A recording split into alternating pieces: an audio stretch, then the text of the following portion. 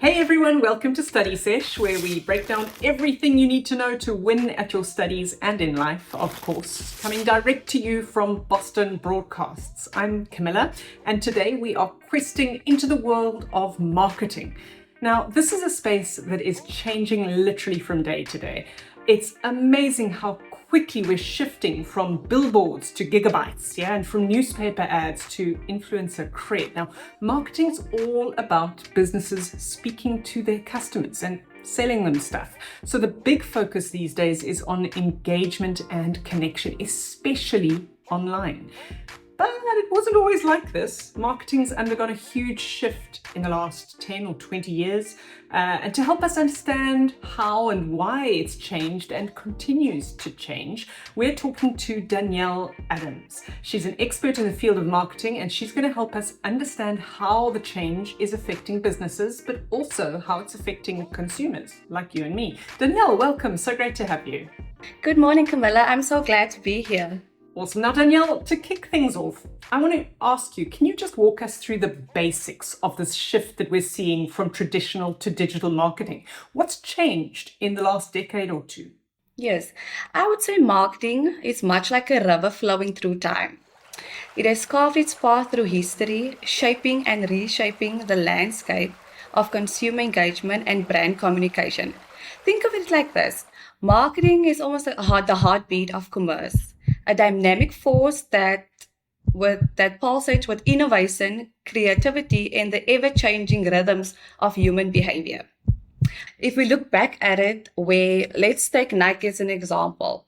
They used to use ads and all of that, but now it's all through digital marketing. Like digital marketing is taking over the world right now. Absolutely. I mean, it's this transition that we're seeing. And you mentioned Nike there as an example. And, Nike as a brand, I think, is so powerful that they often get to do things first, or they get to do things in the ways that everyone else wish they could, right? And let's continue to use them as an example and look at the way that this transition from traditional to digital is reshaping the way companies reach their audiences. What is Nike doing differently today than it was, let's say, 20 years ago? Yes, today marketing has changed the game absolutely. With the rise of social media like Facebook, Twitter, Instagram, Nike can actually promote any brand or deals on the social media for consumers to see and actually engage with them. And also, what's really impressive today is that they use influencers. Like I'm a huge social media fan, so it's very easy for influencers these days to just get you on the trend, like maybe a new shoe coming out or a new watch or anything like that. And I think that's how Nike and other brands these days like catch consumers' attention, and just by getting everyone on that trend. Because it really is these days more about connecting with audiences on a human level, isn't it? I mean, this whole shift to digital really challenges companies to be human. Yeah, it's like your favorite brand is like personally speaking with you these days. Like they know what you want before you even do, you know? Yeah, and I mean, so let's talk about, there's so much to unpack here, Danielle. Let's talk about how these brands do seem to know more about us than we know ourselves. What are they doing in order to do that? I mean, it's all about big data, isn't it? Yes, definitely. It's all about posting on social media, like using like one influencer that has millions of followers, and it takes one person to share it, and then it's like a trend that just goes on in people, and then it ends up like everyone sees it at the end of the day. And these days everyone wants to be like trendy, so it's easier for brands to catch consumers and get them to buy actually the product. Yeah, so social media really has transformed marketing in some unprecedented ways. Talk to us a bit about platforms like Instagram and Facebook and TikTok. We've already started talking about them, but they really have become integral to marketing strategies, haven't they? How are they changing the way companies market themselves? It's almost like a storytelling. You scroll through your social media feed and you stumble upon like a video. They say the video of the newest Nike shoe that's out. And the thing with it, like the most important is that they leave you with a question, like you want more, you want to go and investigate, or you want to go into the store itself, or even use Google to see like, is this really what everyone is talking about? I think that's the way they're also catching new customers. Right. Okay. So you mentioned stories. And what that talks to me most about when we think about experience and story is content marketing. And that's become a really key strategy today. What is content marketing, first of all, and why is it so crucial to get right? Okay. I just like content is the king these days. Nowadays, it's not just about selling a product, it's telling the story also. Yeah, the content marketing in action is about creating experiences, like I said. Like content marketing has emerged as this powerful strategy for engaging consumers in today's digital age.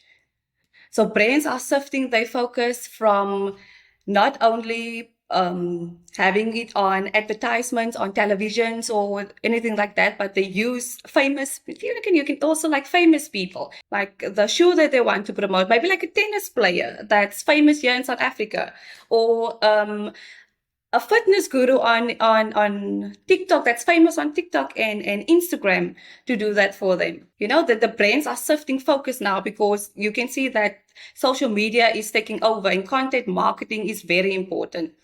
You mentioned earlier the idea of influencer marketing. And when we talk about tennis stars, when we talk about fitness gurus on these platforms, I mean, that really is this relatively new but very, very powerful form of influencer marketing. How do influencers reshape the way that brands connect with their markets? Oh, it's just brands can attract and retain customers that way. They gain brand loyalty and establish themselves as industry leaders in that field. For instance, Nike, let's take Nike, that they have mastered this approach by people posting content about all their products and educate and inspire others also. Because you can also look at it this way, like if you want to go on a healthy journey, you can also promote it like that way and get in new customers or consumers to buy your product. So it does feel more and more, Danielle, like we're having direct communication. If we are a customer, we want to speak directly to our brand and we want to feel like they're a person. And the brand, therefore, needs to be a person. And this to me also speaks to the power of personalization, right? And this is also another major theme that we're seeing emerge in modern marketing. I mean, today's marketers are using data and lots of it to tailor their campaigns. How are they doing it? And why is it so effective? Let's say it like, imagine you open your inbox and like in the subject you have like your name there. And then also like the email is tailored just for you. I think that's how brands also do it because it's like also like they're speaking directly at you, addressing your needs and preferences. Like maybe a favorite brand, but they're already knowing what you're going to say because they know what your preferences are. Great. So Danielle, what we're talking about here really is data-driven marketing, yeah? And let's talk about this reliance on data because businesses these days are sucking up enormous amounts of data about us, their customers. But then, of course, it's also influencing their decisions that the marketing departments are making. How has this influence changed the way that marketing departments do their job compared to, I mean, if you think in the past, right, that we had to rely on intuition almost before there was all of this data, but now there's so much data, it really has changed the way that we do things as marketers. With that, like you can picture your favorite brand can actually host like a live quick Q&A these days. And like sessions on Instagram or launching a viral challenge on TikTok. Currently, it's almost like being part of an exclusive club where you can interact with your favorite brands. I think, and in real time also. So I feel like it's marketers make it's almost like it's not about just like the likes and the follows anymore. It's about forging genuine connections with your customers and future customers also. Like social media has transformed the way brands connect with their audience.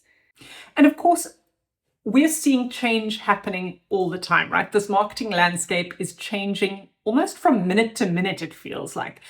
And to me, that speaks to a need for a new kind of skill in marketing, and that's agility. How important do you think it is to be agile as a marketer in this new digital world of ours? Okay, successful marketers constantly evolve their strategies. I think that's very important to stay successful. Experiment with new tactics and staying abreast of emerging trends because, like you said, like it's changing like by the minute. Even when we're speaking now, there's new trends coming out, new way brands are wanting to vibe with their clients, and so I think it's by being flexible and responsive because marketers can seize new opportunities and maintain a competitive edge because it's always changing. It's always something new. You have to stay on top of everything. Otherwise, you will fall short and another brand will steal your customers. Absolutely. I can't agree more. I think the need for agility is enormous. And of course, one of the things that we also need to be as marketers is ethical. We're talking so much, Danielle, about data and how we reach consumers and how we talk to them. And, with great data comes great responsibility, I think. What can companies do to address concerns around privacy, for instance? We're seeing data security concerns as well around marketing. How do companies help people feel more safe? I always say that you wouldn't cheat in a game of Monopoly. Well, the same goes for marketing. You have to play by the rules. Very important. Ethical considerations are like the referee, ensuring that everyone plays fair and square. From respecting your consumer privacy to being honest in your advertising, which is very important. Because once you lie in advertising, all that it's just a bad name for your brand.